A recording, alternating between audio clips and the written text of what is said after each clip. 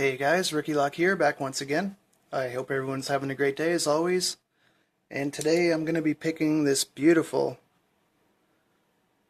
Abus 8345. This is actually a lock that I've been wanting for quite some time now. Every time I go to my local hardware store or my local Canadian Tire, I see these locks, but they don't sell these locks there. They just use them to lock up their tools and I believe they have guns there as well.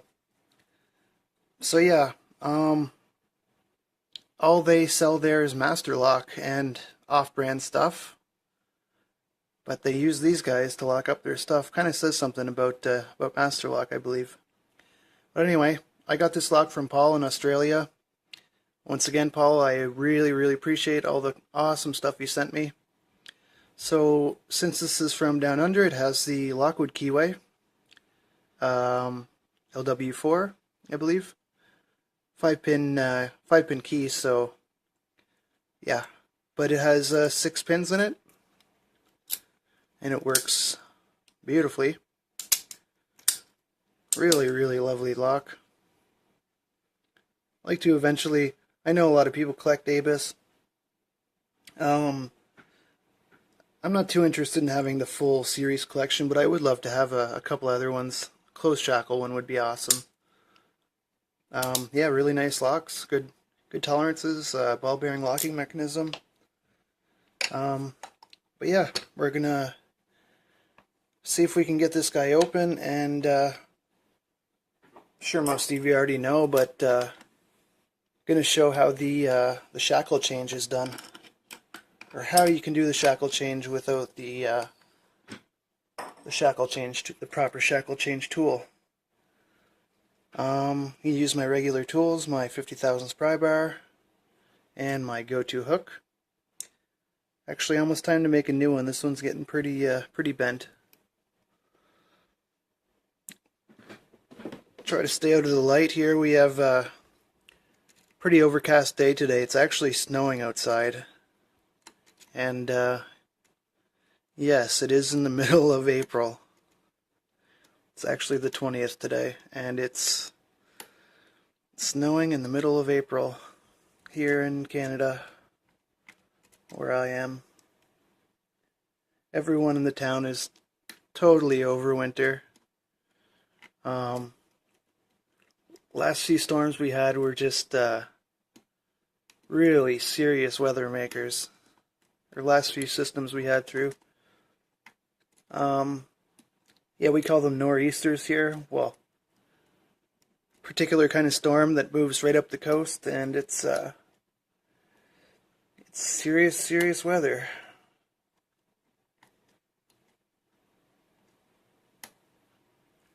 Oh wow, we're already open. I was going to say we get a false set off of number 6. Actually, let's do that again, since I was blabbing all the time. I wasn't narrating.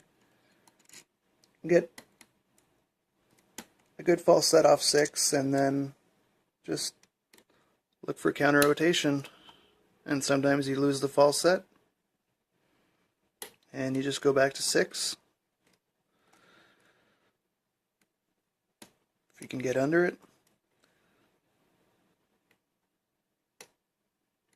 I should also add, originally this had the taper drivers in it, but I've since put those beautiful Lockwood spools in it. I really like those spools. I think it's a really smart design. The shallow waist there.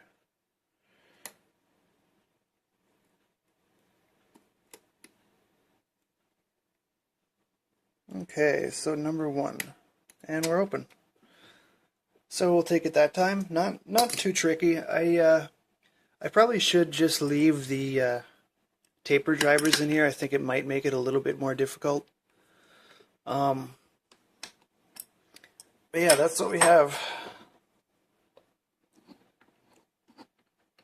Really fun pick. Really like this lock. Again, sorry about the glare, guys. Let's see what we got here. Phillips, yep.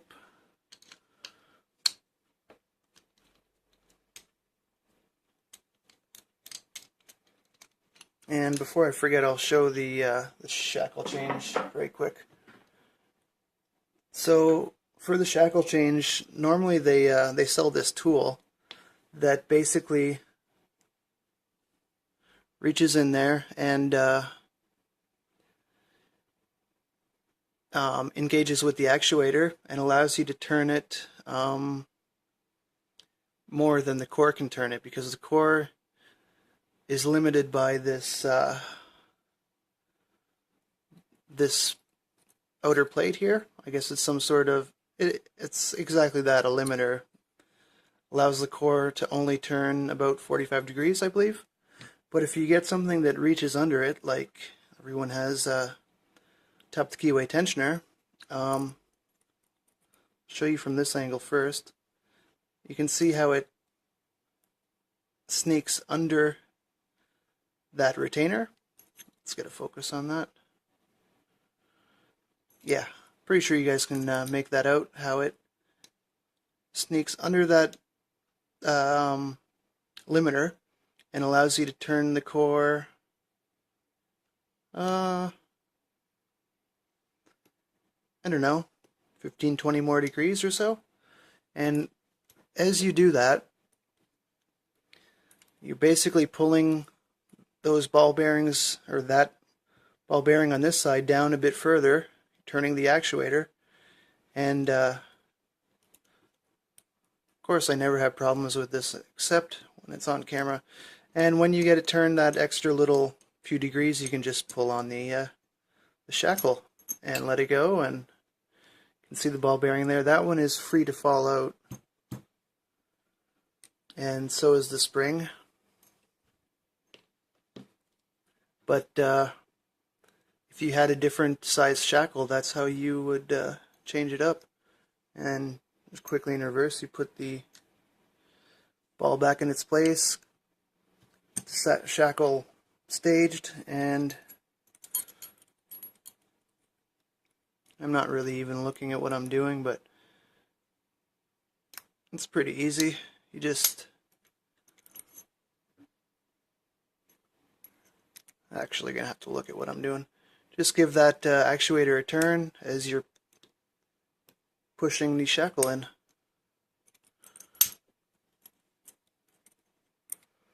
Of course, I'm making a fool of myself because I have the camera rolling, but you guys get the idea. I'll fiddle with that afterwards. Don't want to make this video too long. But another thing I really like about this lock, I'm going to lock it back up since I have a key. On the original ABUS cores, they have this little detent right here. And some people might disagree with me and might say whatever, it's not a big deal. But that little detent, that's the kind of thing that really bugs me about how some locks are made. The lock is designed that that limits your turn, and I don't see, you don't really need to limit your turn. It's not that big of a deal if you ask me. What is a big deal is if you push that detent in and you have it turn the wrong way and you push your core out, that little detent can go up into the Bible and you just basically ruin your lock. I see a few ways around it. You can easily make that detent bigger than the chambers in the Bible so it wouldn't slip in there. There's other ways to limit core rotation, but like I said, I don't really see that much of a purpose for it. So I'm sure there is. Someone could enlighten me a bit, but yeah, I like how this one doesn't have that.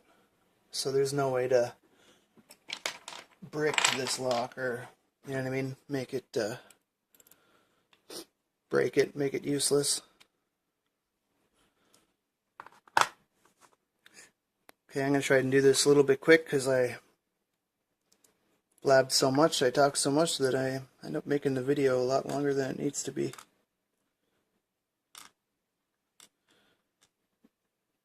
So these are all standards. Actually, I don't see, maybe a tiny bevel, I'm not quite sure. Check them out in a second.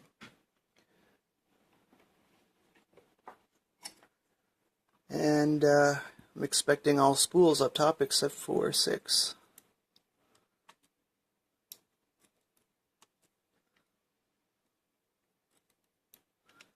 Three,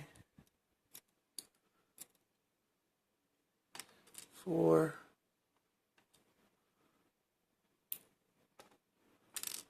5, and 6.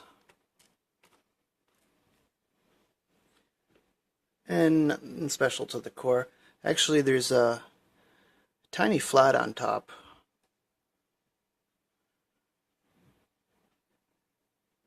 I generally don't like to see a flat like that, but I mean, it's on some locks. You can't really do that much about it. It does make for a smoother operating lock. If this thing would focus, there we go. And the pins, all standards in the bottom. I'm going to try to get rid of this exposure. There we go. Yeah, all standards in the bottom. Maybe a little bit of beveling on them actually. And you can definitely see a beveling on the standard driver here. And all the rest are spools. So, yeah, this video is long enough. I'm going to sign off with that. Really awesome lock. And Paul, thanks one more time for everything you sent me.